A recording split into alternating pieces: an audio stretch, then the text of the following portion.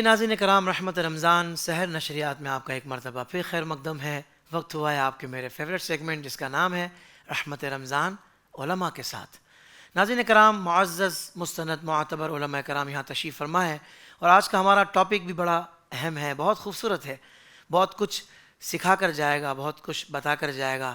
ہو سکتا ہے آپ کے گھر کا ماحول اس ٹاپک کی وجہ سے انتہائی خوشگوار ہو جائے، آپ کی زندگی میں انقلاب آ جائے، بلکہ آپ کافی عرصے سے کسی ایک مسئلے کی وجہ سے پریشان ہوں، یہ پروگرام آپ کا وہ مسئلہ حل کر دے۔ جی ہاں، آج کا عنوان ہے تربیت اولاد، کیونکہ والدین کو بعض اوقات یہ پتہ ہی نہیں ہوتا، سم ٹائم یہ اویئرنیس نہیں ہوتی کہ بھائی اولاد کی تربیت کرنی کیسے ہے، کس عمر میں کیا باتیں کرنی ہے، کیا سمجھانا ہے، اور جو سمجھانا ہے وہ ہمارے پاس ہے کہ نہیں، اگر نہیں ہے تو پھر کیا اہتمام کرنا ہے۔ بہت ساری باتیں ہیں، سوالات میرے پاس بہت زبردست ہیں۔ ناظرین کرام، معزز علماء کرام جو تشریف فرما ہے ان کا انٹروڈکشن الحمدللہ ہمارے خوش نصیبی حضرت علامہ مولانا مفتی سمر عباس قادری صاحب، جو الحمدللہ ہماری رحمت رمضان نشریات کی جان ہے، شان ہے اور پہچان ہے، آپ تشریف فرما ہیں، اور آپ کے ساتھ ایک اور زبردست عالم دین بہت کمال گفتگو فرماتے ہیں اور بڑے جذبے کے ساتھ کرتے ہیں، مفتی محمد عتیق اسماعیل ضیائی صاحب دامت برکاتہم العالیہ، آپ بھی یہاں تشریف فرما ہیں، اور ہمارے دو اور مہمان جن میں ہمارے یونائٹڈ مسلم فورم کے چیئرمین محمد آصف رضا قادری بھائی بھی الحمدللہ آج ہماری اس بزم میں تشریف فرما ہے، اور خاص طور پر انہوں نے ہمیں وقت عطا فرمایا ہے، ان سے بھی باتیں ہوں گی، اور ہمارے ایک اور بڑے پیارے ثنا خواں عبدالصمد قادری بھی ماشاءاللہ، ابھی آپ نے کلام بھی سنا تھا، آپ بھی موجود ہیں۔ میری جانب سے آپ سب کو السلام علیکم ورحمۃ اللہ وبرکاتہ۔ وعلیکم السلام ورحمۃ اللہ وبرکاتہ۔ اس سے پہلے کہ سوالات کا آغاز کیا جائے، ناظرین کرام ٹاپک پہ کچھ گزارشات میں بھی کرنا چاہتا ہوں۔ دیکھیں، تربیت اولاد، یعنی آج ہم بچوں کی تربیت سے متعلق کچھ اہم امور کو اپنے پروگرام میں ڈسکس کریں گے۔ یہ موضوع کتنی اہمیت کا حامل ہے یہ بتانے کی ضرورت نہیں ہے۔ ناظرین، بچے اپنے والدین اور عزیز و اقارب کی امیدوں کا محور ہوتے ہیں۔ معاشرے کا ایک اچھا فرد بنانے کے لیے ان کو بہترین تربیت بہت ضروری ہوتی ہے۔ یہی بچے کل بڑے ہو کر والدین بنیں گے، بزنس مین بنیں گے، اساتذہ بنیں گے، اور اس معاشرے کی باغ دوڑ کو سنبھالیں گے۔ اگر ہم اپنے کل کو سنوارنا چاہتے ہیں، اپنے مستقبل کو بہتر بنانا چاہتے ہیں، تو آج ان بچوں کو سنوارنا اور ان کی صحیح تربیت کرنا ہمارے لیے انتہائی ضروری ہے۔ اور ناظرین، آج کے اس پرفتن دور میں جبکہ جدت پسندی کی رنگینیاں اور فریب کاریاں اپنے عروج پر ہیں، انٹرنیٹ اور سوشل میڈیا ہماری نئی نسل کے دل و دماغ پر اپنے منفی اثرات مرتب کر رہا ہے، اخلاقیات کی تباہی کا سامان کر رہا ہے، نظریات میں بگاڑ کا سبب بن رہا ہے، اور ہمارے بچے دین اسلام سے دور ہوتے جا رہے ہیں۔ اور پھر اس کے ساتھ ہی تعلیمی ادارے، اللہ اکبر، تعلیمی اداروں میں بھی تربیت کا کوئی خاطر خواہ انتظام نظر نہیں آتا، اور اس صورتحال میں بچوں کی صحیح تربیت کی اہمیت اور بڑھ جاتی ہے۔ ناظرین، افسوس کے ساتھ کہنا پڑتا ہے کہ ہمارے معاشرے میں والدین اپنے بچوں کی تربیت کے معاملے میں یہ تو دیکھتے ہیں کہ ان کا بچہ دنیاوی تعلیم اور دنیا داری میں کتنا اچھا ہے، چالاک ہے کہ نہیں، ہوشیار ہے کہ نہیں، لیکن اس طرف توجہ بہت کم لوگ کرتے ہیں کہ اس کے عقائد و نظریات کیا ہیں، اس کے ظاہری و باطنی اعمال کس رخ پر جا رہے ہیں۔ والدین کی یہ دلی خواہش تو ہوتی ہے کہ ان کا بچہ دنیا کی زندگی میں کامیاب انسان بنے، اس کے پاس عہدہ ہو، منصب ہو، عزت، دولت، شہرت، یہ سب ہو، لیکن یہ تمنا نہ ہونے کے برابر ہوتی ہے کہ ان کی اولاد دین و آخرت کے اعتبار سے بھی کامیابی کی راہ پر چلے، اپنے دین و مذہب اور اس کی تعلیمات سے اچھی طرح آشنا ہو، اس کے عقائد و اعمال درست ہوں، اس کا طرز زندگی اللہ تعالیٰ اس کے پیارے حبیب صلی اللہ علیہ وسلم کے بتائے ہوئے طریقے کے مطابق ہو۔ والدین کی یہ آرزو تو ہوتی ہے کہ ان کی اولاد دنیا میں خوب ترقی کرے تاکہ اولاد کے ساتھ والدین کی دنیا بھی سنور جائے اور انہیں بھی عیش و آرام نصیب ہو، لیکن اس طرف توجہ نہیں کرتے کہ ان کے چین کا باعث بنے اور آخرت میں ان کے لیے شفاعت اور مغفرت کا ذریعہ بنے۔ محترم ناظرین، آج اولاد والدین کی نافرمانی کر رہی ہے، والدین کو ستا رہی ہے، بلکہ ان کی اذیت کا باعث بن رہی ہے۔ یہ سب کچھ کیوں ہو رہا ہے؟ کس وجہ سے ہو رہا ہے؟ یہ اس وجہ سے تو نہیں ہو رہا کہ والدین اپنی اولاد کی تربیت اس طرح نہیں کر پائے کہ جس طرح انہیں کرنی چاہیے تھی. آج ہم اسی اہم ترین ٹاپک پر بات کریں گے اور بہت سارے سوالات جو ہمارے پاس موجود ہیں ہم نے علماء کرام سے کرنے ہیں. تو آئیے بڑھتے ہیں علماء کرام کی طرف. قبلہ مفتی صاحب سب سے پہلے آپ کی طرف آؤں گا. مفتی صاحب میں چاہ رہا ہوں کہ ابتدا یہاں سے کرتے ہیں. ٹاپک ہے تربیت اولاد. کچھ والدین کو تو یہی نہیں پتہ ہوتا کہ بھائی تعلیم اور تربیت میں فرق کیا ہے. یقین مانیں ایک لمبا عرصہ گزر جاتا ہے, یہی نہیں پتہ ہوتا. وہ سمجھ رہے ہیں کہ اسکول میں پڑھ رہی ہے, بچے پڑھ رہے ہیں, تو سمجھیں کہ تربیت بھی وہیں سے ہو رہی ہے. اور تربیت کے اصول کیا ہیں, تربیت کہتے کسے ہیں, یہ بھی نہیں پتہ ہوتا. تو سب سے پہلے آپ اس بارے میں ارشاد فرما دیں کہ تعلیم کسے کہتے ہیں اور تربیت کسے کہتے ہیں. بسم اللہ الرحمن الرحیم. حافظ صاحب آپ کا سوال یقیناً یہ بڑا بنیادی سوال ہے. جی ہمارے لوگوں کو واقعتاً اس چیز کا علم نہیں ہوتا. جو تعلیم ہے اس کے ساتھ آپ کو الفاظ کے بارے میں معلومات ہو جائیں گی. تعلیم اویئرنیس کو کہتے ہیں. ٹھیک ہے. آپ کو بہت ساری معلومات ہو سکتی ہیں کسی بھی چیز کے بارے میں, لیکن تربیت اپلائی کو کہتے ہیں, کردار کو کہتے ہیں. واہ واہ واہ. یعنی تعلیم کے ساتھ آپ کے پاس الفاظ کا ذخیرہ آ جائے گا, لیکن تربیت بتائے گی کہ کون سا لفظ آپ نے کہاں بولنا ہے. کیا کہنے ہیں مفتی صاحب. اگر تربیت نہیں ہے تو آپ کو پتہ ہی نہیں ہے تو آپ اس سے فائدہ نہیں اٹھا سکتے. بہت اچھے. واہ واہ. اچھا یہ پہلی بات. دوسری بات یہ ہے کہ یہ جو تعلیم ہے اس سے بندے کو شعور آتا ہے, لیکن اگر تربیت نہ ہو تو شعور کی عین نکل جاتی ہے, جو باقی بچتا ہے وہی رہ جاتا ہے. اللہ. اتنی ضروری ہے تربیت. یعنی تعلیم شعور دیتی ہے, اور جو تربیت ہے وہ اس میں چار چاند لگاتی ہے. اگر نہ ہو تو صرف شور رہ جاتا ہے. کیا بات ہے. بہت سارے لوگ کہتے ہیں مجھے یہ پتہ ہے, مجھے یہ پتہ ہے, میرے پاس یہ علم ہے, میرے پاس یہ علم ہے, مجھے اتنا نالج ہے. بھائی ہے, لیکن شور تیرا زیادہ ہے. اگر تیری تربیت ہوتی تو اتنا شور نہ مچاتا. واہ واہ واہ. تیسری بات یہ ہے, حضرات محققین اور علماء اور صوفیاء ان سب نے بڑی پیاری بات لکھی. وہ فرماتے ہیں کہ جس معاشرے میں تربیت نہ ہو وہ معاشرہ فتنہ بن جاتا ہے, اللہ. اور جس معاشرے میں تربیت آ جائے وہ معاشرہ نعمت بن جاتا ہے. یاد رکھ لیں فی زمانہ اگر ہم تھوڑا سا حضرت حافظ صاحب غور کریں, بہت سارے لوگ ہیں جو بڑے بڑے علم والے ہیں, ماہر کسی بھی شعبے کے اندر وہ ماہر ہوتے ہیں علم کے, لیکن جب ان کا آپ عملی زندگی کو دیکھتے ہیں تو وہ بالکل زیرو نظر آتے ہیں. جی. ایک بندہ ویل ایجوکیٹڈ ہے, لیکن اس کے باوجود وہ بندہ سود کا کام کر رہا ہے. اللہ. اس کے باوجود وہ بندہ جھوٹ میں ملوث ہے, وہ بلیک میلنگ میں ملوث ہے. اللہ. وہی بندہ دھوکے بازی میں ملوث ہے, وہی بندہ رشوت میں ملوث ہے. جی. تو کہاں چلی گئی تیری یہ تعلیم؟ تو تو ویل ایجوکیٹڈ ہے. تیرے لیے تو ماں باپ نے اتنا خرچہ کیا ہے, کیا تو جتنا تعلیم پر خرچہ کیا وہ اکٹھا کرنے کے لیے لگا ہوا ہے؟ اللہ. یا پھر یہ جو تعلیم حاصل کی ہے اس کی روح تیرے تک نہیں پہنچی ہے؟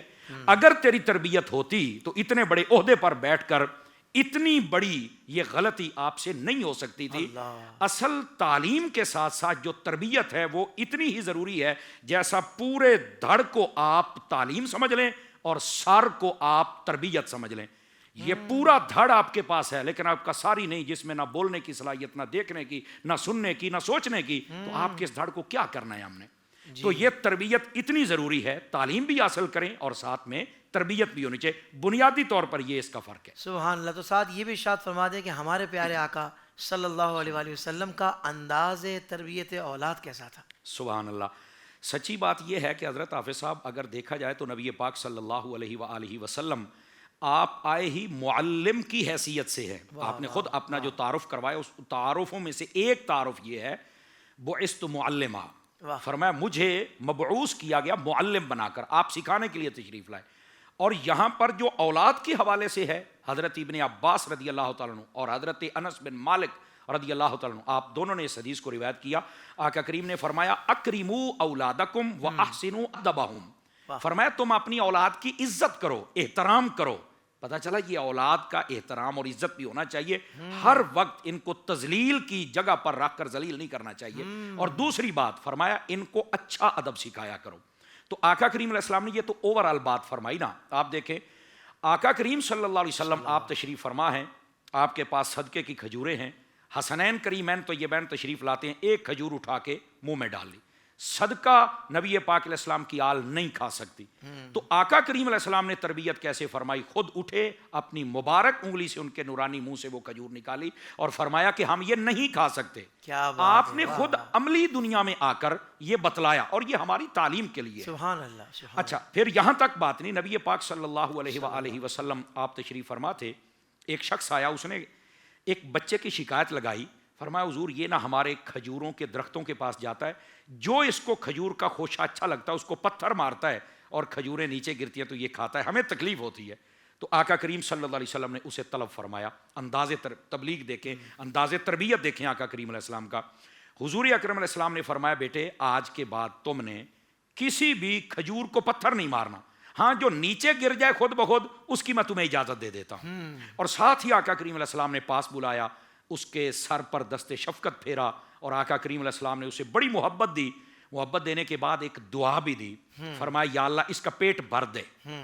یعنی اس کے اندر ہمارے لیے بہت ساری باتیں ہیں کہ آپ نے جب کسی بندے کی تربیت کرنی ہے تو فقط تربیت نہ دیکھیں، آپ اس وجہ کو بھی دیکھیں کہ یہ بندہ یہ کام کر کیوں رہا ہے، اس کا بھی سد باب کرنا چاہیے. تو آقا کریم علیہ السلام کی جو تربیت کا انداز تھا وہ ہمہ جہت ہوتا تھا اور کثیر الفوائد ہوتا تھا، کثیر الجہات ہوتا تھا.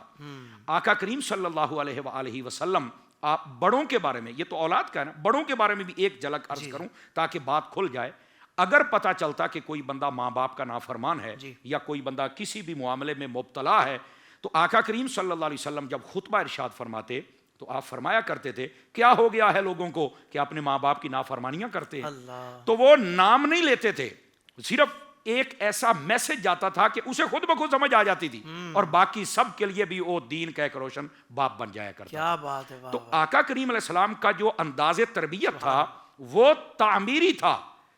نبی پاک علیہ السلام کا انداز اس طرح کا ہے کہ جب بھی کوئی مدینہ شریف کے اندر نیا پھل آتا ہے تو حدیث شریف میں ہے وہ آقا کریم علیہ السلام کی خدمت میں پیش کرتے تھے.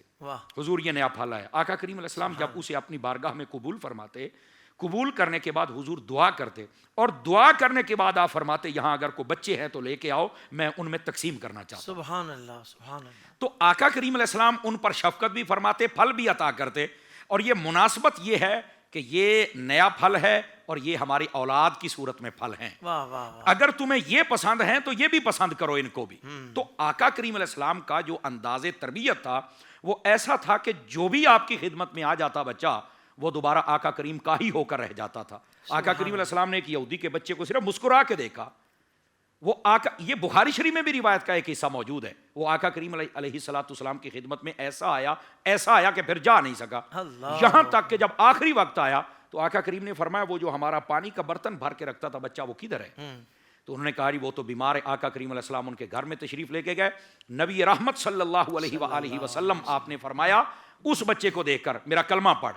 تو اس نے اپنے باپ کی طرف یوں اشارہ کیا تو اس نے کہا یار ساری زندگی میری مانتا رہا ہے، آج مسلمانوں کے نبی کی مان کے دیکھ لے. وہ کلمہ پڑھا. آقا کریم علیہ السلام کی یہ بارگاہ تھی جو آتا انہیں کا ہو جاتا تھا. اور اپنے بچوں کے حوالے سے خاص الخاص نبی پاک صلی اللہ علیہ وسلم آپ نے ارشاد فرمایا جب تمہارے بچے بولنا شروع کریں تو کوشش کرو سب سے پہلے ان کو کلمہ طیبہ ان کی زبان پر جاری کرو. یہ آقا کریم نے خود فرمایا.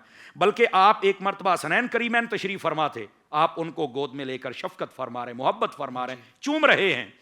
تو ایک شخص جن کا نام حضرت اقرا بن حابس رضی اللہ تعالیٰ آپ کے قریب تشریف فرما دے. فرمایا حضور میرے بچے بھی ہیں لیکن میں نے کبھی اس طرح نہیں چوما. فرمایا لا یرحم لا یرحم، جو رحمت نہیں کرتا اس پر کی بھی نہیں جاتی. وہ فوراً سمجھ گیا. اور اس کے بعد کہتے ہیں کہ میرے بچوں سے جو محبت ہو گئی وہ حضور کے ایک جملے نے محبت ہی محبت ڈال دی. سبحان اللہ. تو آقا کریم علیہ السلام نے اس طرح قوم کو سمجھایا ہے. اور آج اگر ہم بھی اس نہج پر اور ان حدیث پر عمل کر لیں تو ہمارے بچوں کی تربیت کرنے میں آسانی ہو جائے گی. اصل ان کی جو بنیاد ہے نا وہ بنیاد ہمیں آقا کریم علیہ السلام کے بتائے ہوئے خطوط پر رکھنی پڑے گی. اس میں محبت بھی ہو، اس میں شفقت بھی ہو، اس میں دین کی جھلک بھی ہو، اس میں سچائی بھی ہو، اس میں دیانت بھی ہو، اس میں اخلاق بھی ہو، اس میں کردار بھی ہو، اس کے اندر محبت بھی ہو. یہ سب چیزیں جب اکٹھی ہو جائیں گی تو سمجھ لیں کہ آپ نے بنیاد اتنی مضبوط بنا دی ہے. اب یہ بچہ معاشرے کا بہت بڑا فرد بن کے آپ کے سامنے آیا. کیا بات ہے. سبحان اللہ سبحان اللہ. بھائی کیا کہنے. مفتی سمر عباس صاحب نے کمال کی گفتگو فرمائی ہے اور موضوع کی اہمیت کو مزید اجاگر کر دیا ہے. اللہ تعالیٰ آپ کو اس کی بہترین جزا عطا فرمائے. قبلہ مفتی محمد عتیق اسماعیل ضیائی صاحب مفتی صاحب، نبی پاک صلی اللہ علیہ وسلم کا وہ فرمان مبارک جو بالخصوص بچوں کی تربیت کے حوالے سے ہے کہ 3 چیزیں سکھاؤ، اپنے نبی کی محبت اور اہل بیت کی محبت اور قرآن پاک پڑھنا، تو تربیت اولاد کے سلسلے میں ان تینوں چیزوں کی کتنی اہمیت ہے؟ بسم اللہ الرحمن الرحیم۔ قبلہ حافظ صاحب، سب سے پہلے تو آج کا یہ جو عنوان آپ نے انتخاب فرمایا، بلا شبہ یہ عالمی مسئلہ ہے۔ میں تو یہ چاہوں گا کہ جتنے لوگ اس پروگرام کو دیکھ رہے ہیں، تربیت اولاد کا پروگرام، خواہ وہ شادی شدہ ہوں نہ ہوں، یہ پیغام پوری دنیا تک پہنچائیں۔ اور جس طریقے سے یہاں پر ماشاءاللہ مواد آپ کو دیا جائے گا، اور ایک بہت بڑا جو آپ جس میں متفکر رہتے ہیں، کیونکہ بیسک ہے، بنیاد ہے، اگر وہی کمزور ہوئی تو پھر آگے کیا ہوگا؟ الامان والحفیظ آج کل معاشرہ آپ کے سامنے ہے۔ یہ جو حدیث مبارکہ جو آپ نے بیان فرمائی، یہ حضرت امام جلال الدین سیوطی بن ابی بکر رضی اللہ تعالی عنہ آپ نے اپنی کتاب جامع الصغیر میں بھی نقل کی، اور کئی کتب احادیث میں موجود۔ جی، رسول اللہ صلی اللہ علیہ وسلم کا فرمان، میں چاہتا ہوں ہر امتی اس کو یاد کر لے، ادبوا اولادکم ثلاث خصال۔ رسول پاک صلی اللہ علیہ وسلم نے فرمایا اپنی اولاد کو 3 چیزیں سکھاؤ، 3 خصلتیں ان کے اندر راسخ کر دو۔ واہ واہ، کون کون سی؟ حب نبیکم، پیارے نبی کی محبت، وحب اہل بیت، اور اہل بیت کی محبت، اور تلاوت القرآن، اور قرآن پاک سکھاؤ۔ یہ 3 چیزیں ہر امتی کو یاد ہونا چاہیے کہ حضور نے ان 3 کاموں کو اپنی اولاد کو سکھانے کا حکم دیا۔ اب قابل غور بات کیا ہے؟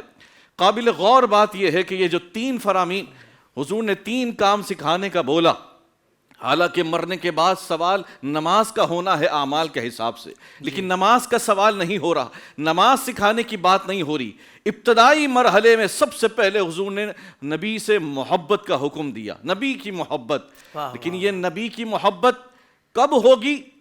کہ جب انسان پہلے مومن بنے گا، کامل مومن بنے گا۔ حالانکہ نماز، روزہ، حج، زکوٰۃ یہ ستون ہیں، ارکان ہیں، بنیاد ہیں، اس کا حکم نہیں دیا جا رہا۔ 3 چیزیں جس کا ذکر کیا گیا، پہلے نبی کی محبت کا حکم دیا، کیونکہ مومن ہوگا تو نماز، روزے، حج، فرائض و دیگر واجبات پر عمل کرے گا، اور مومن ہی نہیں ہوگا تو پھر یہ نماز، روزے، حج، زکوٰۃ کس کام کے؟ کیوں کہ رسول اللہ صلی اللہ علیہ وسلم کا فرمان، مومن تب ہوگا، لا یؤمن احدکم حتی اکون احب الیہ من والدی وولدہ والناس اجمعین۔ مومن اس وقت ہوگا کہ جب تک اپنی اولاد، اپنی جان، اپنے ماں باپ سے زیادہ میں اس کو محبوب نہ ہو جاؤں، اس وقت تک یہ مومن نہیں ہوگا۔ اور دوسری بات یہ آپ غیر کریں کہ حیرت ہے، رسول پاک صلی اللہ علیہ وسلم نے یہاں جو ارشاد فرمایا، ابتدائی جو الفاظ ہیں یہ قابل غور ہے، ادبوا اولادکم۔ یہاں پر یہ کسی مسجد کے امام کو حکم نہیں دیا جا رہا، یہاں کسی مولوی کو حکم نہیں دیا جا رہا، ادبوا، او اپنی اولاد۔ پتہ یہ چلا کہ ماں باپ کو حکم دیا جا رہا ہے، اور یہ ماں باپ کی ذمہ داری ہے، نہ ماں باپ پہ ڈالے، نہ باپ ماں پر ڈالے۔ باپ یہ نہ ہو کہ صبح کام پر چلتا بنے اور پھر رات میں بچے کی جو برائی خصلتیں جو وہ سب ماں پر اس پر نزلہ گرا دے، اور نہ ماں اپنے شوہر پر ڈالے، بلکہ دونوں کا یہ بنیادی فریضہ اور حق ہے کہ وہ اولاد کی تربیت کریں، سکھائیں۔ اولاد کو حضور کی محبت، اہل بیت کی محبت اور قرآن سکھانا ان دونوں کی ذمہ داری ہے، کسی ایک پر ذمہ داری نہیں، دونوں کا حکم ہے۔ اور یہ بھی نہیں، جیسا کہ آپ نے بھی اشارہ فرمایا کہ ہم اعلیٰ اسکول میں داخل کر کے بری و ذمہ ہو جاتے ہیں، ہم سمجھتے ہیں کہ ہو گیا سب۔ اور قبلہ علامہ صاحب مفتی صاحب نے بیان فرمایا، تربیت اور تعلیم الگ الگ چیزیں ہیں۔ یہ نہیں کہ آپ نے تعلیم میں لگا دیا کہ تربیت کو چھوڑ دیا جائے، تو تربیت بنیادی چیز ہے، اور یہ دونوں ماں باپ کا حق ہے، ماں باپ کا فریضہ ہے کہ وہ اپنی اولاد کی تربیت کرے۔ اسی طرح نماز اس وقت فرض ہوگی جب وہ بالغ ہوگا، روزہ اس وقت فرض ہوگا جب وہ بالغ ہوگا، تمام فرائض واجبات اس وقت فرض ہوں گے جب وہ بالغ ہوگا۔ لیکن نبی کی محبت حضور نے فرمایا ماں کی گود سے اس پر لازم ہے کہ اس پر سکھائی جائے، پلائی جائے، اس کی گٹھی میں شامل کر دی جائے، کہ بچہ پیدا ہوتے ہی سب سے پہلے حضور کا عاشق ہو۔ اور کیوں کہ نماز تو اگر آپ نے پہلے مرحلے میں نماز سکھا دی، ہو سکتا ہے وہ نمازی بن جائے، روزہ دار نہ بنے۔ آپ نے روزہ رکھنا سکھا دیا، ہو سکتا ہے وہ روزے دار بن جائے، نمازی نہ بنے۔ زکوٰۃ، یہ دیگر معاملات جو بھی سکھا دیا، ہو سکتا ہے وہ ایک کرے گا دوسرا نہیں کرے گا، لیکن ابتدا میں اگر آپ نے اس کو سچا عاشق رسول حضور کی محبت سکھا دی تو وہ نمازی بھی ہوگا، حاجی بھی ہوگا، زکوٰۃ بھی دینے والا ہوگا اور تمام اعمال پر عمل کرنے والا ہوگا۔ اسی لیے میں ماں باپ سے کہتا ہوں کہ وہ یہ فکر کرتے ہیں کہ بچہ نافرمان ہو گیا، میرا بچہ میری نہیں سنتا، میرے بچہ میری بات نہیں مانتا۔ ایک تو یہ ہر جگہ رونا نہ روئے، ماں باپ ہر جگہ بچوں کے عیب جوئی نہ کرے، ہر جگہ رونا نہ روئے، طریقے سے اصلاح کرے جو شریعت کا حکم ہے اس کے مطابق، اور تکریم کے ساتھ، جیسے کہ مفتی صاحب نے فرمایا، حدیث پاک پڑھ کے سنائے کہ اس کی عزت اور تکریم کے ساتھ بچے کی بھی عزت نفس ہے، سارے بچوں کے بیچ میں اس کی تذلیل نہ کرے، سب کے سامنے اس کی برائیاں نہ کرے، تکریم کے ساتھ اس کی تربیت کرے۔ اور آپ اگر یہ چاہتے ہیں کہ وہ آپ کا فرما بردار ہو جائے، آپ کی بات مانے، تو آپ حضور کا فرما بردار بنا دیں، وہ حضور کی محبت آپ کا فرما بردار بنا دیں۔ اب رہی بات یہ تین چیزیں کیسے آئیں گی، میں اختصاراً بتا دیتا ہوں۔ سب سے پہلے کہ آپ اپنے بچوں کو ایک ماحول پرووائڈ کریں، ایسا ماحول، ارد گرد کے لوگوں، آپ نظر رکھیں بچوں کے اوپر کہ بچہ کہاں بیٹھ رہا ہے، اٹھ رہا ہے، اس کا ماحول کیا ہے، اور اس ماحول کو ایسا اس پرووائڈ کر کے دیں۔ اگر آپ کو پتہ چل بھی جاتا ہے کہ میرے بچے کی صحبت اچھی نہیں ہے، پھر بھی آپ اسے فوراً اس پر ریئیکٹ نہ کریں، بلکہ ایک حکمت عملی اختیار کر کے اس کو ایک ماحول پرووائڈ کریں۔ اسی طرح حضور کی سیرت خود بھی پڑھیں، بچوں کو بھی پڑھائیں، سیرت کے واقعات، اٹھتے بیٹھتے سوتے جاگتے حضور نے کیا کس مرحلے میں کیا کیا کیا وہ بچوں کو بتائیں۔ میرے آقا نے کھانا اس طرح کھایا، میرے آقا کھانے سے پہلے یہ پڑھتے تھے، میرے آقا کھانے کے بعد یہ کرتے تھے، اٹھتے تھے یہ کرتے تھے، بیٹھتے تھے یہ کرتے تھے۔ جب ماں باپ اٹھتے بیٹھتے اپنی اولاد کو حضور کی سیرت کے پہلو سناتے رہیں گے تو کیسے ہو سکتا ہے کہ حضور کی بن دیکھے جو حضور سے محبت کرنے والے ہیں وہ سیرت پڑھ کے حضور کے عشق میں مبتلا نہ ہو، حضور کے عاشق نہ بنے۔ اسی طرح محافل، حضور کی محافل جہاں جہاں ہو رہی ہوں وہاں جائے، نعت سنیں سنائیں، نعتوں سے بھی حضور کی محبت بڑھے، درود کے فضائل سنائے جائیں پڑھائے جائیں، حضور کی محبت ہو۔ اور میں نے پہلے بھی عرض کیا تھا کہ اس کی ترتیب پر آپ غور کریں گے، کمال ترتیب حضور نے ارشاد فرمائی کہ پہلے حضور کی محبت اور اس کے بعد اہل بیت کی محبت، کہ یہاں کہیں وہ افراط و تفرید کا شکار نہ ہو جائے، کہیں ایسا نہ ہو کہ وہ پھر اہل بیت کی بات کرتے کرتے وہ دوسروں کا معاذ اللہ بغض دل میں لیے بیٹھ جائے۔ سب کی محبتیں حضور کی نسبت سے ہیں، تو جب وہ اہل بیت سے محبت حضور کی نسبت سے کرے گا تو پھر توازن برقرار رکھے گا کہ صحابہ سے بھی محبت حضور کی نسبت سے ہے۔ اور پھر جب یہ دونوں چیزیں ہوں گی تو پھر قرآن کا نور بھی اس کے دل میں اترے گا، وگرنہ وہ مولا علی رضی اللہ تعالی عنہ پر شرک کے فتوے لگانے والے، قرآن اور سجدے کا عالم یہ تھا کہ ابن عباس فرماتے ہیں قرحۃ من السجود، کہ ان کے ماتھے زخمی ہو گئے تھے سجدوں کی کثرت سے، قرآن اتنا کثرت سے پڑھتے تھے، لیکن چونکہ حضور کی محبت نہیں، اہل بیت کا بغض دل میں تھا، اہل بیت کی محبت دل میں نہیں تھی، اس لیے وہ قرآن پڑھ کر بھی وہ قرآن کے اس آیت کے مصداق ہو گئے کہ یضل بہ کثیرا ویہدی بہ کثیرا۔ چونکہ قرآن کے نور سے وہ منور نہیں ہوئے، اور اس لیے نہیں ہوئے کہ حضور کی محبت اور اہل بیت کی محبت سے عاری تھے۔ تو یہ ترتیب یہ ہمیں بتاتی ہے کہ پہلے حضور کی محبت دل میں ڈالے، پھر اہل بیت کی محبت، اور یہ دونوں دل میں محبتیں ہوں گی تو پھر قرآن کے نور سے کیسے ہو سکتا ہے کہ وہ منور نہ ہو اس کا دل۔ اللہ اکبر، اللہ اکبر، سبحان اللہ، سبحان اللہ۔ یعنی کہ مفتی صاحب نبی پاک صلی اللہ علیہ وآلہ وسلم کے مبارک کلام میں جو جامعیت ہے ماشاءاللہ وہ آپ نے کھول کر واضح کر دی اور ہماری عوام کو آسان کر کے سمجھا دیا۔ اللہ آپ کو اس کا بہترین صلہ عطا فرمائے۔ ہمارے محترم محمد آصف رضا قادری بھائی جو کہ چیئرمین ہیں یونائٹڈ مسلم فورم کے، آپ تشریف فرمائیں۔ آصف بھائی یہ ارشاد فرمائیں کہ ہمارے معاشرے میں چونکہ علماء کرام نے گفتگو ابتداً بڑی کمال فرمائی ہے اور آگے بھی مزید سوالات ہونے ہیں، آپ یہ ارشاد فرمائیں کہ ہمارے معاشرے میں تربیت اولاد سے متعلق جو ہمیں کمزوریاں نظر آتی ہیں تو آپ کن پہلوؤں کو اس وقت ذکر کرنا ضروری سمجھتے ہیں؟ اعوذ باللہ السمیع العلیم من الشیطان الرجیم، بسم اللہ الرحمن الرحیم۔ حافظ صاحب بہت ہی بنیادی سوال ہے، یقیناً اولاد جو ہے وہ تربیت اولاد کے حوالے سے آپ نے سوال کیا۔ یقیناً آج جو اس معاشرے میں بہرا روی ہے اور جو چیزیں ہم دیکھ رہے ہیں کثرت کے ساتھ، جو ناچاکیاں، نا اتفاقیاں، گھریلو پریشانیاں، وہ صحیح معنوں میں علم کا حاصل نہ کرنا ہے۔ مثال کے طور پر آپ یہ دیکھیں کہ ہم اپنے بچوں کو ڈاکٹر تو بنا دیتے ہیں، ہم اپنے بچوں کو پروفیسر تو بنا دیتے ہیں، ہم اپنے بچے کو ایک بڑا لیکچرار تو بنا دیتے ہیں, ہم اس کو پائلٹ تو بنا دیتے ہیں, مگر صد افسوس کہ ہم اپنے بچے کو ایک عالم دین نہیں بناتے, ہم اپنے بچے کو حافظ قرآن نہیں بناتے. دیکھیے جی, آپ ہمارے سامنے یہ زندہ مثالیں موجود ہیں کہ اعلیٰ حضرت شاہ احمد رضا خان فاضل بریلوی رحمۃ اللہ تعالیٰ علیہ, حضرت امام غزالی رحمۃ اللہ تعالیٰ علیہ, اور جتنے بڑے بڑے علماء کرام, میں کس کا نام لوں, علامہ شاہ احمد نورانی صاحب, یہ کیسے زبردست عالم دین بنے کہ انہوں نے کسی یونیورسٹیوں سے کوئی ایسا کوئی کمال علم حاصل نہیں کیا تھا, بلکہ انہوں نے علماء کی صحبت میں رہے, انہوں نے قرآن پڑھا, انہوں نے حدیث کو پڑھا, انہوں نے فقہ پڑھا, انہوں نے دیگر علوم حاصل کیے. میں سمجھتا ہوں کہ آج جو آپ جس کمی کی طرف آپ وہ اشارہ دے رہے ہیں, ہمارے ہاں آپ دیکھ لیں کہ شہر کراچی میں بلکہ پورے ملک پاکستان میں ایسے اسکول موجود ہیں کہ جہاں پر ہمارے تعلیمی نصاب کو ٹوٹل چینج کر دیا گیا ہے. وہاں سے جو چیپٹر ہے نبی کریم صلی اللہ علیہ وسلم کے اسوہ حسنہ کا, آپ کی سیرت کا, وہ ٹوٹل نکال دیا گیا ہے, اور وہاں پہ جو ہے وہ کہانیاں جو ہے من گھڑت کہانیوں کا سلسلہ وہ کر دیا گیا ہے. اس پر ہمارے علماء نے بھی کافی ڈیبیٹ کی ہے, اور جو دین اسلام سے محبت رکھتے ہیں, جو علماء ہیں, جو آواز اٹھاتے ہیں ایجوکیشن کے حوالے سے, تو میں یہ سمجھتا ہوں کہ ہمیں سب سے پہلے یہ دیکھنا ہوگا کہ ہم اپنے بچوں کو جن اسکول میں بھیج رہے ہیں, کیا وہاں پر قرآن پڑھایا جا رہا ہے, کیا قرآن کا صحیح ترجمہ پڑھایا جا رہا ہے, کیا وہاں پر سیرت مصطفیٰ پڑھائی جا رہی ہے. جیسا کہ ہمارے قبلہ مفتی صاحب نے ارشاد فرمایا کہ ہمیں اپنے بچوں کے اندر نبی کی محبت جو ہے وہ سب سے پہلے ڈالنی ہے, ادب سکھانا ہے, اور اہل بیت کی محبت کو ڈالنا ہے, قرآن کی محبت کو ڈالنا ہے. تو ہم ان چیزوں پر توجہ ہی نہیں دے رہے حافظ صاحب. ہم ایسے اسکولوں میں ڈال دیتے ہیں کہ بچے کو, جناب آپ یہ دیکھیے کہ جب ہم صبح اٹھاتے ہیں تو ہم اس کو یہ نہیں کہتے کہ بھائی ہم 6 بجے اٹھا رہے ہیں فجر کے ٹائم, تو اس کو نماز کا نہیں کریں, بولے بیٹا ذرا آپ جلدی کریں, تیاری کریں, بسہ لیں فٹافٹ اور برش کریں. اچھا ان کو کہہ رہے ہیں منہ ہاتھ دھو لیں, وضو کا نہیں کہہ رہے. تو میں سمجھتا ہوں کہ جو گھر ہوتا ہے وہ تربیت گاہ ہوتی ہے, تو اپنے بچوں کو سب سے پہلے جب آپ اٹھائیں تو پہلے نماز کی تربیت آپ ان کے اندر یہ سلسلہ ڈالیں.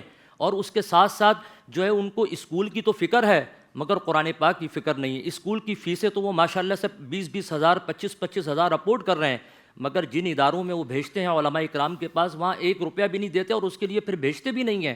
تو میں یہ سمجھتا ہوں کہ جس طرف ہمارے علماء نے اشارہ کیا کہ اپنے بچوں کے اندر حضور اکرم صلی اللہ علیہ وسلم کی محبت کو زندہ جاویداں کریں, ان کی سیرت کو پڑھائیں, اور سب سے بڑھ کر صحابہ اکرام کی محبت بھی پیدا کریں. ہمارے سامنے ہمارے جو آئیڈیل ہیرو ہیں وہ حضرت سیدنا ابو بکر صدیق ہیں, ہمارے آئیڈیل حضرت عمر فاروق رضی اللہ تعالیٰ عنہ ہیں, ہمارے سامنے سخاوت کے پیکر حضرت سیدنا عثمان غنی ہیں, ہمارے سامنے شجاعت کے پیکر جو ہے وہ حضرت مولا علی کرم اللہ وجہہ الکریم ہیں, ہمارے سامنے حضرت امام حسن بھی ہیں, امام حسین بھی ہیں. اگر ہم اپنے بچوں کو ہم دنیاوی تعلیم کے خلاف نہیں ہیں, ہم یہ کہتے ہیں کہ اپنے بچوں کو دنیاوی تعلیم کے ساتھ ساتھ دینی علوم پر بھی دسترس کروائیں, تاکہ وہ جب پیارے نبی کریم صلی اللہ علیہ وسلم کی سیرت کو پڑھیں گے, اہل بیت کی سیرت کو پڑھیں گے کہ جنہوں نے اپنی جانوں کے نذرانے پیش کر کے اور دین کے علم کو بلند کیا, اور آج جو دین ہم تک پہنچا ہے وہ خدا کی قسم یہ وہی تعلیم ہے کہ جو ہم نے رسول اللہ کے غلاموں سے سنی ہے. تو میں سمجھتا ہوں کہ ضرورت اس امر کی ہے کہ ہم اپنے بچوں پر خصوصی توجہ دیں. اگر ہم نے اس دور پرفتن میں اپنے بچوں پر توجہ نہ دی تو حافظ صاحب آپ دیکھ لیں کہ آج جو اس ملک میں حال ہو رہا ہے کہ کس طرح سے کیا چیزیں ہو رہی ہیں. کبھی تحفظ ناموس رسالت پر حملے ہوتے ہیں, کبھی تو جو ہے وہ جناب آزادی اظہار رائے کے نام پر چیزیں ہو رہی ہیں, کبھی آزادی نسواں کے نام پر چیزیں ہو رہی ہیں. یہ کیوں ہو رہی ہیں؟ چونکہ ہم دین سے دوری ہے, ہماری صرف دنیاوی علوم پر توجہ ہے. اپنے بچوں کو بس چاہتے ہیں کہ یہ بہت زبردست ایک سیاستدان بن جائے, یہ ڈاکٹر بن جائے. نہیں, یہی جو ایک لمحہ فکریہ ہے کہ ہم اپنے بچوں کو جو ہم نے دین سے دور کیا ہے. تو میں سمجھتا ہوں کہ ہمیں اپنے بچوں پر خصوصی توجہ دینی ہوگی اور رسول اللہ کی سیرت سے ہمیں انہیں آشنا کرنا ہوگا. تو تبھی ہم انشاءاللہ ہم کامیابی اور کامرانی کی طرف رواں دواں ہوں گے. بہت خوبصورت گفتگو آپ نے فرمائی اور بہت اچھے میسیجز دیے ہیں. مفتی صاحب آپ سے یہی سوال ہے جو ضمناً آصف بھائی نے ذکر کیا ہے کہ بچوں کی تعلیم اور تربیت دونوں کی بات کروں, کب اور کیسے کرنی ہے یہی نہیں سمجھ آتا, اور اسی میں زندگی گزر جاتی ہے, بچے بڑے ہو جاتے ہیں اور پھر پانی سر سے گزر چکا ہوتا ہے. تو میں چاہتا ہوں کہ ابھی ہی تربیت ہو جائے اور ایک پیکیج دے دیا جائے, ایک رہنمائی دے دی جائے تاکہ ہمارے والدین کو یہ پتہ لگ جائے کہ تعلیم اور تربیت بچوں کی کب اور کیسے کرنی ہے. بڑا بنیادی سوال آپ نے فرمایا. اگر آپ مفسرین, شارحین اور صوفیاء کو پڑھیں تو وہ فرماتے ہیں سب سے پہلے بچوں کے لیے اچھی ماں کا انتخاب کرنا یہ ان کی تعلیم اور تربیت کے لیے سب سے پہلی سیڑھی ہے. اچھا یہاں سے شروع کرنا ہے, یہاں سے کام شروع کرنا اللہ ہے. اکبر. اسی واسطے جب عورت سے شادی کرنی ہو مال, جمال, حسب نسب اور دینداری یہ 4 چیزیں دیکھنی ہیں, لیکن اس میں سب سے زیادہ اہمیت دینداری کو دینی ہے. اور اگر کسی نے مال جمال اور حسب کی وجہ سے شادی کر لی اور دین کو ترک کر دیا تو وہ ذلت دیکھ سکتے ہیں, وہ حقیقت پر نہیں آ سکتے. پہلی بات. دوسری بات, ماہرین کہتے ہیں کہ بچوں کی جو تربیت ہے وہ ماں کے پیٹ سے شروع ہوتی ہے. حالانکہ ہم نے سنا ہے کہ ماں کی گود دین کی پہلی درسگاہ ہے. نہیں, اب آپ گوگل سرچر لوگ ہیں, بڑی بڑی ریسرچ کرتے ہیں. میں نے کہا آپ اپنے ماہرین کو دیکھیں, وہ کہتے ہیں جب بچہ ماں کے پیٹ میں ہوتا ہے تو ماں کو چاہیے اچھا سوچے, اچھا بولے, اچھی باتیں کرے اور اچھی عورتوں کے ساتھ گفتگو کرے. اس کا اثر اس بچے پر ہوتا ہے, یعنی وہ وہاں پر ہی تربیت اور اس راستے پر چل پڑتا ہے جس کے ساتھ اس نے دنیا میں آ کر تمہارے سامنے واضح ہونا ہے.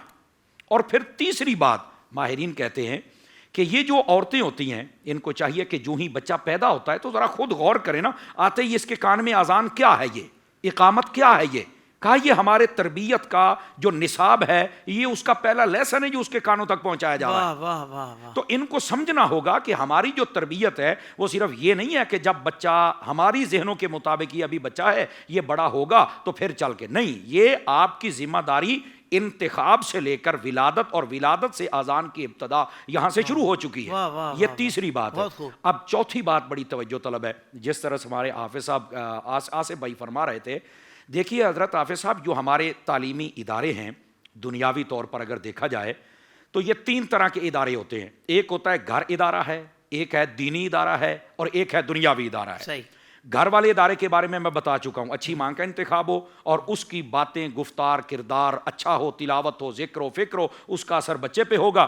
تو آپ دیکھیں یہ آج ماہرین کہہ رہے ہیں کہ اس کا اثر ہوتا ہے. حضور غوث پاک نے 18 پار کے پڑھ کے بتا دیا تھا کہ میری والدہ 18 پاروں کی حافظہ تھی اور میں نے وہاں سے سن کے یاد کر لیے تھے. تو اس کا مسئلہ ان کا اثر ہوتا ہے. اچھا, یہ تو ہو گئی گھر والی بات. اب دنیاوی آپ اداروں کو دیکھیں تو اس میں 2 پہلو ہیں حافظ صاحب. پہلا پہلو یہ ہے, دنیاوی اداروں میں جو پڑھنے والا بندہ ہوتا ہے نا وہ جتنا زیادہ پڑھتا جاتا ہے نا, آپ نوٹ کر کے دیکھیں, اگر اوورآل میں بات کرتا ہوں سبھی حضرات, ان کے جو والدین ہوتے ہیں نا جتنا مرضی ان کا بڑا بچہ افسر بن جائے والدین اتنا ہی اپنی زبان کو سمجھیں کہ کلوز کر رہے ہیں, مسلے گونگے کے ہو رہے ہیں کہ یار یہ بہت پڑھ گیا, بہت بڑا افسر ہے, اب اس کی ہاں میں ہاں ملانا پڑے گی. آسان لفظوں میں کہوں تو جتنا زیادہ پڑھ گیا ہم اتنا زیادہ ڈر رہے ہیں, حالانکہ والدین کیوں, یہ پڑھ بہت گیا ہے, دنیاوی پڑھا ہے نا, اس کا رزلٹ یہ ہے. دینی مدرسے میں پڑھنے والے کو آپ پڑھا کے دیکھ لیں, حافظ, حافظ کے بعد عالم, عالم کے بعد مفتی, آپ بنا کے دیکھ لیں, یہ جتنا زیادہ پڑھتا جائے گا اتنا زیادہ اپنے ماں باپ سے ڈرتا جائے گا. تو یہ کمپیریزن اگر کریں تو آپ کو پتا چلے گا کہ میری چوائس کیا ہونی چاہیے. میری چوائس دین ہے, بس ختم, ورنہ میں تو ڈرتا رہوں گا ساری زندگی. یہ دوسری بات ہے. اب تیسری بات یہ ہے, آپ دیکھیں دنیاوی اداروں کے اندر جو تعلیم ہے, آپ پاکستان کے علاوہ پوری دنیا کو سرچ کریں, یہ بھی پیغام ہے تو لوگ ذرا غور کریں نا ہم کیا کہہ رہے ہیں.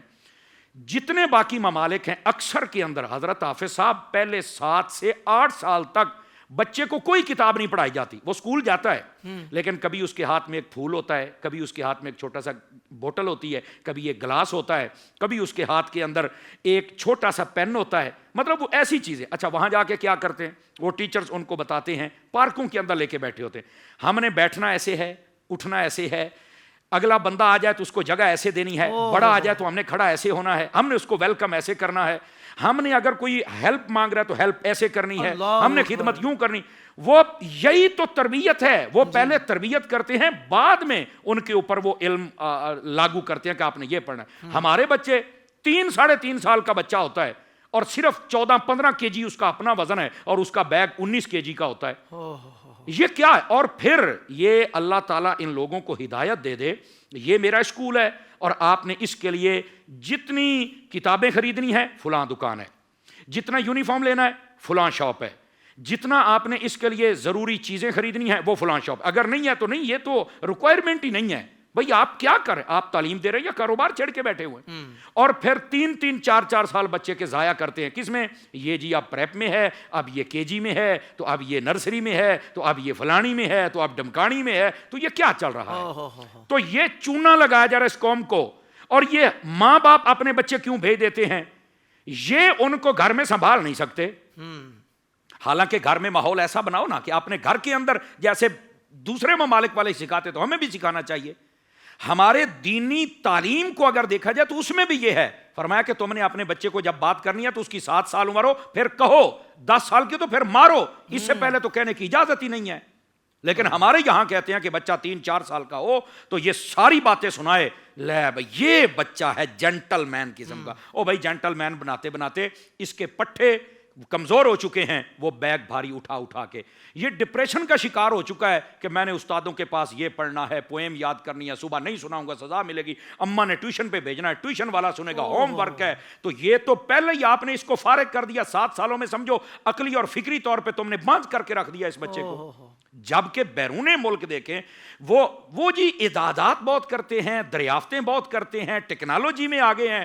او بھائی انہوں نے اپنے بچوں کے ذہنوں کی صلاحیتوں کو باندھ نہیں کیا, اس واسطے وہ سب کچھ کرتے ہیں. اور ہمارے یہاں تو پہلے 5-6 سالوں کے اندر یہ سب کچھ ہو چکا ہوتا ہے. تو ان لوگوں کو بھی سمجھنا چاہیے کہ ہم نے کس زندگی کے حصے کے اندر چل کے اپنے بچے کی تربیت کرنی ہے. جی رہ گئی بات اگلی, یہ تیسرا حصہ عرض کر رہا ہوں کہ مدارس اور پھر دین سے ریلیٹڈ ہم نے وہاں پر کیسے تعلیم اور تربیت کرنی ہے. آپ دیکھیں سب سے پہلے علماء فرماتے ہیں کہ جب ہمارا بچہ ہونا تو ہم اپنے بچے کو سخی خود بنائیں. وہ کیسے؟ فرمایا دروازے پر فقیر آ جائے نا تو 10 روپے بھی اگر دینا ہے تو بچے کو میں بیٹا دے کے, اور ساتھ یہ کہیں بیٹا دائیں ہاتھ سے دینا ہے, اور بیٹا جاؤ اللہ کی راہ میں خیرات کرتا ہے اللہ اسے اور عطا فرما دیتا ہے. آپ اس کو سخی خود بنائیں گے. لیکن اگر آپ نے کہا اس کو کہہ دو گھر میں کوئی نہیں ہے ہم نہیں دیں گے, تو آپ جھوٹ بھی بول رہے ہیں اور اس کو کنجوس اور بخیل بھی بنا رہے ہیں. ٹھیک ہے, تو یہ ہمارا جو انداز ہے یہ ہونا چاہیے. اب مدارس کو اگر آپ دیکھیں تو مدارس کے اندر سبحان اللہ پہلے دن سے لے کر آخری دن تک وہ تو ایک سانچہ ہی سنت کا ہوتا ہے جس کے اندر ڈالا جاتا ہے. اور اس کے اندر جیسے حضرت مفتی صاحب قبلہ فرما رہے تھے, محبت رسول, محبت صحابہ, محبت اہل بیت, یہ سب چیزیں دیکھی جائیں گی تو بندے کا نکھار خود بتائے گا, گفتگو اور کردار خود بتائے گا کہ یہ معاشرے کا ایک بہترین فرد بن گیا ہے. تو بچے کی جو تربیت ہے یہ ابتدا سے یعنی ماں اچھی کا انتخاب وہاں سے لے کر بڑا ہونے تک. اچھا پھر بس اوقات ہوتا ہے جی یہ 15 سال کی عمر تک یہ ٹین ایج ہے, اس کے اندر جو ڈالو گے اینو ٹین ڈبہ ہی بنائی کھلوتے ہو. سمجھ آ رہی نا؟ علماء نے کہا 21 سال تک اس کے عمر کے 3 حصے کر لیں آپ, 7-1 7-1 7-1. ٹھیک ہے, پہلے 7 سالوں میں اس کو بالکل اپنے گھر کا بادشاہ بنا دیں. اور بادشاہ جو ہوتا ہے نا یاد رکھیں وہ اکیلا نہیں ہوتا, اپنے بچوں کو اکیلا مت چھوڑے, اپنے ساتھ رکھے. کوئی بڑا آ گیا ہے تو اس کو آپ بتائیں, جیسے بادشاہ کو تعارف کرایا جاتا ہے, بادشاہ کو پتا لیکن اس کو تعارف کرایا جاتا ہے, فلاں آ گیا فلاں آ گیا فلاں, یہ چھوٹا بادشاہ ہے, اس کو بتاؤ دادا آ گیا ہے, کیا کہنے, نانا آ گیا ہے, چاچو آ گیا ہے, اس کو بتاؤ یہاں آپ نے نہیں بیٹھنا انہوں نے بیٹھنا ہے, ان کی عزت کرو, ان کے ہاتھ چومو, ان کو سلام کرو, ان کو کہو کہ ہمارے پاس رہو, بیٹا اس سے محبت بڑھتی ہے. دوسرے جو 7 سال کا حصہ ہے اس کے اندر آپ سکھانا شروع کریں, اور 7 سال سے لے کر 10 سال 3 سال تک آپ نے کہنا ہے جی, اور کاش کے کہنے میں ہمیں سمجھ آ جائے, کہنے سے زیادہ اپنا کردار پیش کرو, وہ خود بخود کرنے لگ جائے. واہ واہ واہ واہ. اور اس کے بعد جو اگلے 7 سال کا حصہ اس کو اپنا وزیر بنا لو. اس کا کیا مطلب ہے کہ جب وہ 14 سال سے آگے بڑھے نا تو اس سے کسی کام میں مشورہ کیا کرو, دیا بھی کرو مشورہ, لیا بھی کرو. بہت اچھے. اس کی صلاحیت خود بخود اتنی مضبوط ہو جائے گی, وہ بچہ اتنا کانفیڈنٹل مین بن جائے گا, اس کو پتا ہوگا کہ یار میری کو اہمیت ہے, میں بھی کوئی بات کر سکتا ہوں, میں بھی کچھ بتا سکتا ہوں. اور پھر جب کہیں پر بھی اس سے غلطی ہو تو اس کو آپ اپنے تجربے کی بنیاد پہ بتا سکتے ہیں, بیٹا یہاں اگر آپ یوں کہیں تو یہ زیادہ بہتر ہوگا. اس طرح بچے کی تربیت کریں گے تو پھر نکھر کے یہ قوم کے سامنے آئیں گے. سبحان اللہ سبحان اللہ. مفتی صاحب نے اس سوال کے جواب میں کہ تربیت کب اور کیسے کرنی ہے اولاد کی, میں سمجھتا ہوں بہت کیٹاگوریکلی آپ نے اس بات کو سمجھا دیا ہے, اور اتنا کمال انداز کہ میں سمجھتا ہوں صرف ایک کلپ ہی اگر کوئی بندہ سن لے اور اس کے مطابق ہی اگر اپنے بچوں کی تربیت شروع کر دے تو میں سمجھتا ہوں کہ بہت واضح طور پر آپ تبدیلی محسوس کریں گے اور مثبت تبدیلی محسوس کریں گے. اور آپ سوچیں گے کہ یار کاش پہلے سن لیتا, تو وہ جو پہلا والا آپشن تھا کہ انتخاب بیگم کا پہلے سن لیتا تو یہ بھی, تو چلو پہلے والے بھی تو بہت سارے ہوں گے نا مفتی صاحب. بالکل صحیح آپ نے کہا نا کنوارے ہوں یا شادی شدہ ہوں سب کے لیے بات ہے, سب کے لیے بالکل کیا بات ہے. سبحان اللہ, اللہ آپ کو خوب جزائے خیر عطا فرمائے. وہ کہتے ہیں دریا کو آپ نے کوزے میں بند کر دیا. سبحان اللہ سبحان اللہ. قبلہ مفتی صاحب آپ کی طرف آؤں گا. حضور یہ ارشاد فرمائیے کہ آج کے معاشرے میں موبائل نے جو اور انٹرنیٹ نے جو تباہی مچائی ہے, جی جی, مطلب یہ ہے کہ بچوں کی صحت بھی برباد ہو رہی ہے، بچوں کے اخلاقیات بھی بالکل ہی تباہ ہو رہے ہیں، اور ظاہر بات ہے کہ والدین سمجھتے ہیں کہ بھائی ایک طرف یہ بہت بڑا مسئلہ بھی ہے کہ یار یہ غلط ہو رہا ہے، لیکن وہ سمجھتے ہیں مسئلے کا حل بھی موبائل ہی ہے۔ ہاں، موبائل دے دو تو چلو یار کام تو کرنے دیں گے، ہماری جان تو چھوٹی۔ نہیں تو بار بار یہی بولتے ہیں کہ ہم بچے کہتے ہیں کہ بھائی ہم کریں کیا۔ یعنی موبائل کی ایجاد سے پہلے جب ہم چھوٹے تھے مفتی صاحب، تو ہمارا تو یہ سوال نہیں ہوتا تھا کہ مما پاپا کو ہم پوچھیں کہ بھائی ہم کریں کیا، ہمیں کوئی کام تو بتاؤ، ہم اپنے کام خود ہی نکال لیتے تھے۔ لیکن موبائل کے استعمال کے بعد اب بچے یہی پوچھتے ہیں کہ اگر ان کو منع کیا جائے تو کہتے ہیں بھائی اب یہ بتائیں پھر ہم کریں کیا ہیں۔ تو آج ہم مفتی صاحب سے پوچھتے ہیں کہ بھائی اس بیماری سے کیسے چھٹکارا حاصل کیا جا سکتا ہے، یا اگر یہ انتہائی ضروری ہے کہ بچوں کے ہاتھ میں موبائل کسی وجہ سے ضروری ہوتا ہے تو پھر اس کو کس طرح مینیج کیا جائے، یہ مفتی صاحب سے سوال ہے۔ بسم اللہ الرحمن الرحیم۔ قبلہ حافظ صاحب، یہ بھی بڑا مسئلہ ہے اور ہر گھر کا مسئلہ ہے یہ، جی، اور اس میں یہ بھی نہیں ہے کہ کوئی مذہبی گھرانہ ہو یا کوئی دنیاوی گھرانہ ہو، ہر کوئی اس مسئلے سے دو چار۔ کوئی اگر مذہبی ماحول ہے گھر میں بھی، وہاں بھی یہ مسئلہ ضرور ہے، ماں باپ پریشان ہیں کہ یار ہمارا بچہ موبائل نہیں چھوڑ رہا۔ بالکل۔ اب مسئلہ یہ ہے کہ یہ ابتدا کہاں سے ہوئی، ابتدا کہاں سے ہوئی، اس پر بھی ہمیں غور کرنا ہے۔ سب سے پہلے تو کہ یہ ابتدا وہاں سے ہوئی کہ ہم نے اپنے وقت کا آلٹرنیٹ موبائل کو سمجھ لیا۔ ماں باپ نے اپنے وقت کا آلٹرنیٹ موبائل کو سمجھتے ہوئے بچے کے ہاتھ میں موبائل تھما دیا کہ اچھا فلاں یہ کام کر لو جب تک میں یہ کام نمٹا لیتا ہوں، تم یہ کر لو میں وہ تو وہ اس طرح اس کو ایڈکشن ہو گئی۔ تو موبائل کی جو ایڈکشن ہے بچوں کے اندر اس قدر بڑھتی جا رہی ہے کہ اس سے بڑے بڑے اب واقعات ہو رہے ہیں۔ اللہ، تو اس سے بچنا کیسے ہے؟ تو میں اس وقت والدین سے متوجہ ہوں۔ دیکھیں، والدین سب سے پہلے تو اللہ کی بارگاہ میں رجوع کریں اور اپنی کوتاہیاں، اپنی غلطیاں اس کا ازالہ کریں کہ یقیناً میری غلطیوں کی وجہ سے ہی یہ موبائل ایڈکشن کا شکار ہوا ہے۔ میں نے وقت نہیں دیا، میں نے اس کو ہر چیز کا آلٹرنیٹ موبائل سمجھا۔ میں نے اس کو باہر، پہلے کیا ہوتا تھا، انڈور آؤٹ ڈور گیمنگ ہوتی تھی، بچہ فزیکل ایکٹیویٹی بھی کرتا تھا، سب کچھ کرتا تھا، تو وہ اس کا ذہن بھی جسمانی طور پر بھی ذہنی طور پر بھی وہ چاق و چوبند رہتا تھا۔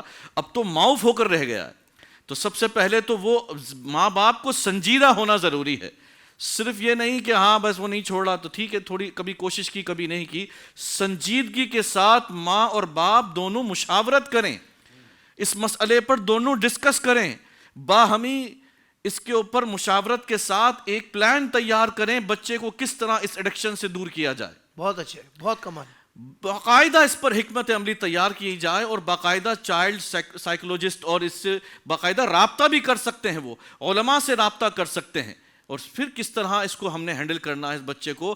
اور پھر دوسرے مرحلے میں اس بچے کو ایسے واقعات جو موبائل ایڈکشن سے ہوئے ہیں، اس بچے کو وہ دکھائے جائیں، بتائے جائیں۔ آج کل گوگل یوٹیوب کا زمانہ ہے کہ اسی موبائل کی وجہ سے کئی بچوں نے خودکشیاں کر لی ہیں۔ جی، اس موبائل کی وجہ سے کئی بچے پاگل ہو چکے ہیں، اس موبائل کی وجہ سے کئی بچوں کے دنیا تباہ ہو گئی، برباد ہو گئی۔ جی، ان لوگوں نے اپنے آپ کو ہلاکت میں ڈال دیا، اپنے اوپر فزیکل انہوں نے وہ کوئی نہ کوئی نقصان پہنچا لیا۔ تو وہ نقصانات بچے کو بتائے جائیں، بار بار بتائے جائیں کہ دیکھو اسے موبائل ایڈکشن تھا، بہت زیادہ موبائل یوز کرتا تھا، اس کا دماغ معاف ہو گیا اور اس نے یہ کیا، اس نے وہ کیا۔ تو یہ ہمارے فطری انسانی فطرت ہے کہ جب تک وہ کوئی اس کے نقصانات سے آگاہ نہیں ہوگا اس سے دور نہیں جائے گا۔ ظاہر بات ہے، تو بالکل۔ پہلے تو اس کو بچے کو اس کے نقصانات بتائے جائیں اور ایسی چیزیں پریکٹیکلی دکھائی جائیں کہ یہ دیکھو اس کی وجہ سے یہ ہو گیا، اس کی وجہ سے یہ ہو گیا۔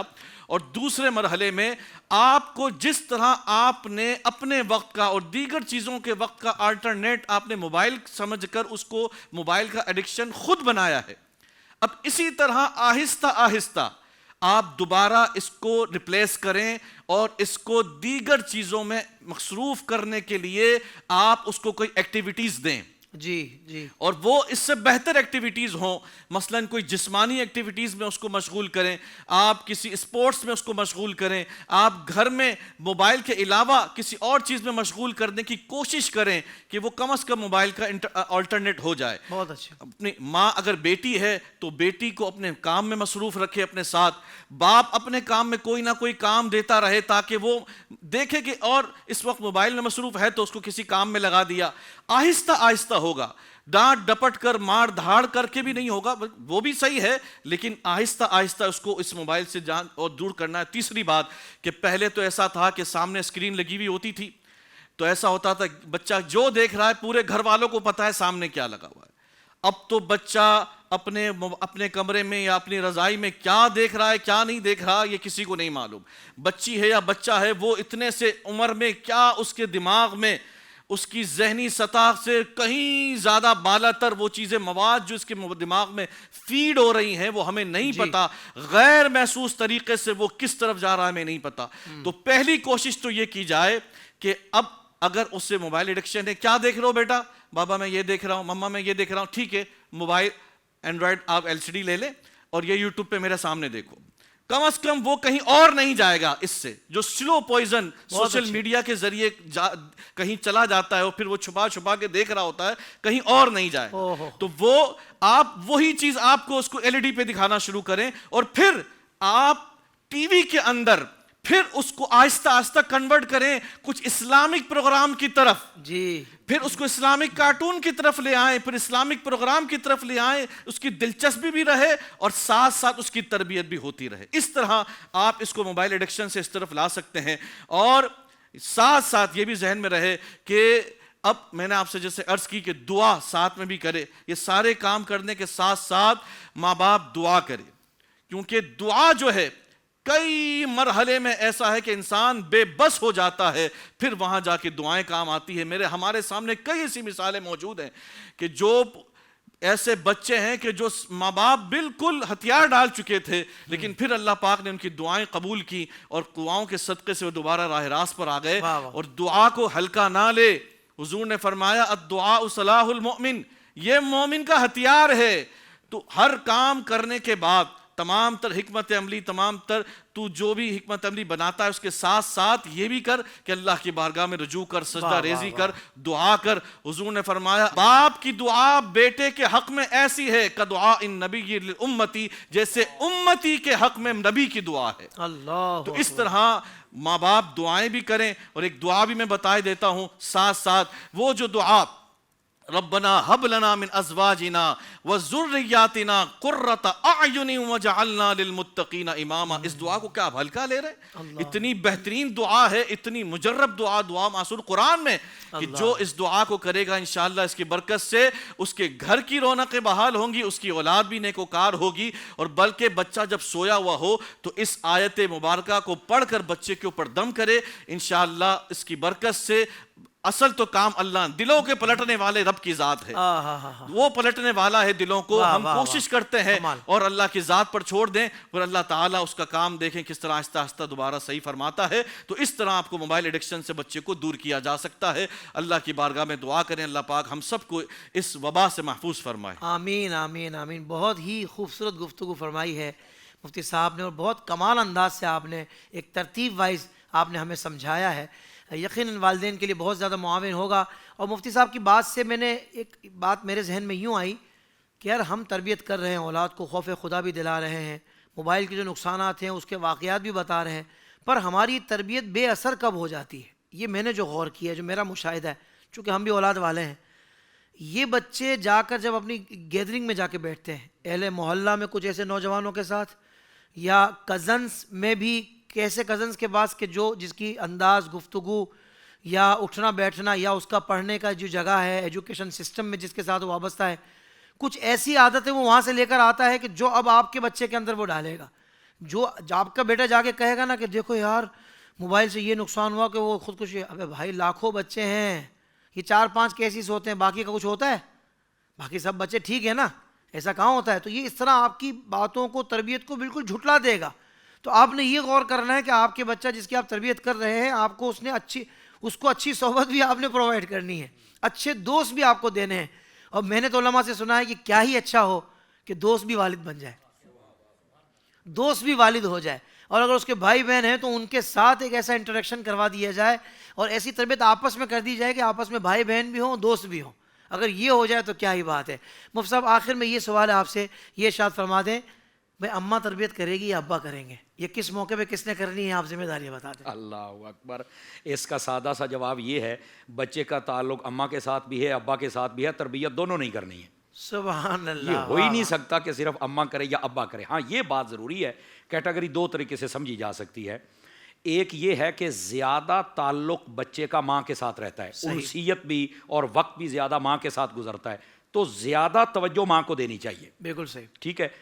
اور اس کا مطلب یہ نہیں ہے کہ باپ صرف نظر کرے گا, باپ نے بھی تربیت کرنی ہے, لیکن زیادہ اگر دیکھا جائے تو اس کے ساتھ تعلق ہے ماں کے ساتھ, تو ماں زیادہ تربیت کرے.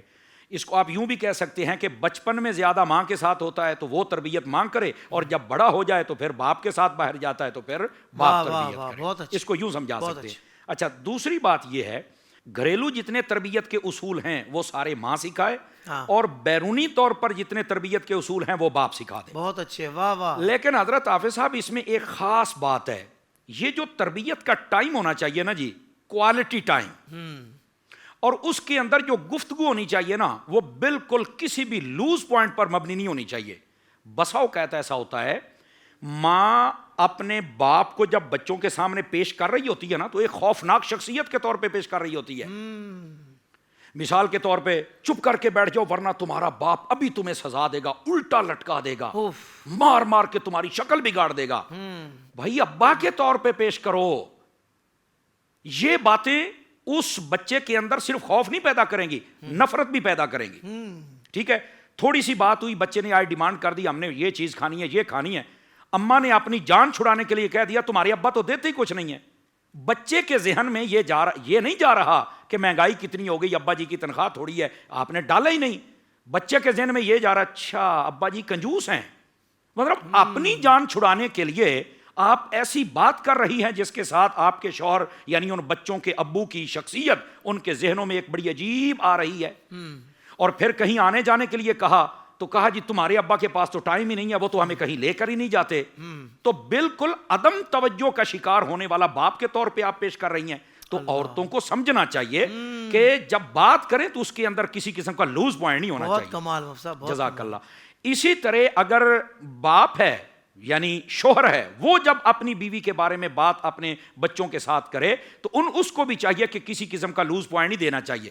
ٹھیک ہے, مطلب وہ ماں کے طور پہ پیش کرے, ایک چڑیل اور ڈائن بنا کے اپنی زوجہ کو, بچوں کی ماں کو نہ ان کے سامنے پیش کرے, بلکہ ان کو بتلانا چاہیے اماں جی نے روٹی لیٹ کر دی ہے تو بجائے اس کے کہ ابا جی یہ کہیں کہ یہ تو ایسی ہے, یہ تو سست ہے, تو اس کی ماں ایسی تھی, بھائی اتنی لمبی گردان پڑھنے کی ضرورت نہیں ہے, آپ کو یہ ٹیبل پڑھنے کی ضرورت نہیں ہے. آپ کو یہ بچوں کے سامنے کہنا چاہیے کہ بیٹا سارا دن کے کام کر کے آپ کی ماما تھکی ہوئی ہیں, تھوڑی دیر آرام کرنے دے بیٹے, آپ کو چاہیے آپ تھوڑا دبا دیں, اماں کا سر دبا دیں, پاس بیٹھ کے حال چال پوچھ لیں, تھوڑا مسکرائیں, وہ جب فریش ہو جائے گی تو کھانا بنا دے گی. تو مطلب آپ خود ماحول ایسا پیش کریں جس کے ساتھ بچوں کی خود تربیت ہوتی چلی جائے. کیا بات ہے, واہ واہ. پھر علماء نے یہاں پر ایک بڑا خاص پوائنٹ لکھا, وہ یہ ہے کبھی بھی بچوں کے سامنے ایک دوسرے کے رشتہ داروں کو مت کوسیں, ورنہ یہ بچے وہیں سے سیکھ رہے ہیں کہ ہم نے بڑے ہو کے کیا کرنا ہے, ان کے رشتہ داروں کی کیا کوالٹیز ہیں, لوز پوائنٹ ہیں, اور ادھر کیا کوالٹیز ہیں, لوز پوائنٹ ہیں, وہ سارے جان جائیں گے. ٹھیک ہے, اسی طرح بچوں کے سامنے آپس میں لڑائی جھگڑا مت کریں, ورنہ بچے ہمیشہ وہ احساس کمتری کا شکار رہیں گے کہ یہاں سے ہمیں کیسے کوئی سکون مل سکتا ہے, یہ تو خود سکون کے ساتھ نہیں رہتے. ان کے سامنے کبھی بھی جھوٹ مت بولیں, چونکہ وہ آپ کا اثر قبول کرتے ہیں. تو اگر آپ جھوٹ اور جھوٹ کی بنیاد پر ایسی باتیں کر رہے ہیں جس کے ساتھ وہ بچے اثر لے رہے ہیں, تو پھر چھوٹے ہوتے ہوئے زہر تو خود پلا رہے ہو اور بڑے ہو کے کہتے ہو بچے ہمارے بگڑ گئے. بھائی بنیادوں کے اندر تو آپ نے زہر ڈالا ہے نا. تو اس واسطے یہ جو تربیت کا انداز ہونا چاہیے, ایک تو کوالٹی ٹائم ہو اور کوالٹی گفتگو ہونی چاہیے. بالکل, آپ جو شوہر ہے وہ اپنی بیوی کو ایک پرسنالٹی کے طور پر پیش کرے اپنے بچوں کے سامنے. ٹھیک ہے, اور جو عورت ہے اس کو چاہیے کہ اپنے شوہر کو جب اپنے بچوں کے سامنے پیش کرے تو اس کا پورا احترام بھی بتائے, اس اپنے شوہر کی قربانیاں بھی بتائے, اس شوہر نے جو ان کے لیے اپنے شہر میں, بیرون شہر میں یا بیرون ملک جا کر اتنا پردیس کاٹا ہے اور صرف ہمارے لیے گھر بنایا, گاڑی بنائی, وہ ساری خدمات بھی بتائے, ان کے ذہن سازی کرے کہ یہ تمہارا باپ ہے. جب اس نہج پر آئیں گے تو پھر ان کی تربیت صحیح ہوگی. یہ تو صرف اپنے گھر کے حوالے سے ہے, لیکن اگر وہ چاہتے ہیں کہ ان کی تربیت ہر اعتبار سے اچھی ہو جائے تو پھر نبی کریم علیہ السلام کی اسوہ پر خود بھی عمل کریں, اور ان لوگوں کو, اپنے بچوں کو ان لوگوں کے ساتھ جوڑ دیں جن کی تربیت ہوئی ہے. جب یہ کنیکٹ ہو جائیں گے آٹومیٹک ان کی ساری اصلاح کا پہلو لوگوں کے سامنے آ جائے. سبحان اللہ, سبحان اللہ. مفتی صاحب نے ماشاءاللہ مکمل گفتگو فرما دی ہے. یعنی اتنے مختصر وقت میں ہمارے دونوں مفتیان کرام نے جو کلام فرما دیا. آپ کے اگر آس پڑوس میں بھی اس کو معاملہ نظر آتا ہے اپنے گھر کے بعد, تو پھر یہ ایک لنک آپ نے بھیجنا ان کو کہ بھائی ایک مرتبہ پروگرام دیکھ لیں دونوں میاں بیوی, انشاءاللہ آپ کے بہت سارے مسائل حل ہو جائیں گے. اور میں لائٹر نوٹ میں ایک جملہ کہنا چاہ رہا تھا علماء کی اجازت سے, کہ وہ ہماری خواتین ویسے ہوتی بڑی ماسٹر مائنڈ ہے. وہ ماشاءاللہ کنٹرول کسی چیز پر حاصل کرنا چاہے نا تو وہ حاصل کر لیتی ہیں, لیکن پرابلم کہاں آتی ہے کہ زیادہ کنٹرول حاصل کرنے کی کوشش کرتی ہیں وہ میاں پہ. بھائی اس سے آدھی ایفرٹ بھی اگر بچوں پہ لگا دیں کہ ان پر کس طرح کنٹرول حاصل کرنا ہے, تو پھر میں سمجھتا ہوں کہ گھر ویسے ہی گھر کا ماحول اچھا ہو جائے, تربیت بھی اعلیٰ ہو جائے. تو اس لیے تھوڑی سی اپنی ایفرٹ کو اپنے میاں کو کنٹرول میں کرنے کے بجائے, وہ کنٹرول میں رہے گا انشاءاللہ اگر اس کے پاس دین کی تعلیم ہے اور خوف خدا ہے اور حضور کی محبت ہے. تو جیسا کہ مفتی صاحب نے ارشاد فرمایا تھا, حضور کی محبت معیار ہے, وہ جس کے پاس ہے نا وہ سارے اسلوب سب سیکھ جاتا ہے. کیونکہ بچوں کو جب دین سکھا دیا, یعنی کہ دین کی جان حضور کی محبت سکھا دی, تو دین ان کو سب کو سکھا دیتا ہے. تو میں سمجھتا ہوں کہ بس اس پر غور کر لیں کہ بھائی کس کام میں کتنی ایفرٹ لگانی ہے, کتنا وقت صرف کرنا ہے, کتنی پلاننگ کرنی ہے. توازن آ جائے گا انشاءاللہ تو پھر آپ کی زندگیوں میں, ہماری زندگیوں میں بہتری آ جائے گی. معزز علماء کرام کا بہت دل سے شکریہ, آصف بھائی کا شکریہ, عبدالصمد قادری, اللہ تعالیٰ آپ کو جزائے خیر عطا فرمائے. ناظرین کرام, سحر کے نشریات کا وقت یہاں مکمل ہوا. افطار کے نشریات میں آپ سے پھر اس منچ پہ ملاقات ہوگی انشاءاللہ. تب تک کے لیے اجازت. السلام علیکم ورحمۃ اللہ وبرکاتہ.